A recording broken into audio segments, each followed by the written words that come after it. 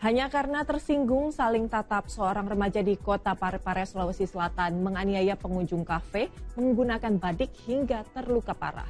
Tersangka ditangkap kurang dari 24 jam setelah insiden, sementara korban menjalani perawatan intensif di rumah sakit. Video amatir ini merekam momen ketika seorang remaja pria berusia 16 tahun menganiaya karyawan kafe di Kecamatan Ujung, Kota Parepare, Sulawesi Selatan. Akibat penganiayaan dengan badik, korban yang berusia 28 tahun terluka parah di punggung dan lengan. Ia pun segera dilarikan ke rumah sakit untuk mendapat perawatan intensif. Sementara tersangka yang sempat melarikan ke Sidrap berhasil ditangkap kurang dari 24 jam setelah insiden. Dari hasil pemeriksaan, penganiayaan dipicu ketidakpuasan tersangka terhadap pelayanan korban sebagai pramusaji. Dan tersangka juga tidak senang karena korban beberapa kali menatapnya atau beradu pandang. Pelayanan korban pada saat memesan minuman sehingga membuat pelaku tersinggung.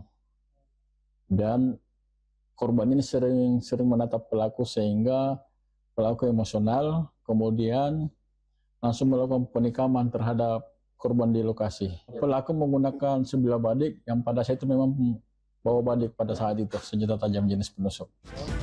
Akibat perbuatannya tersangka akan dijerat pasal tentang penganiayaan dengan ancaman hukuman 7 tahun penjara. Suardi Gatang melaporkan dari Kota Parepare, Sulawesi Selatan.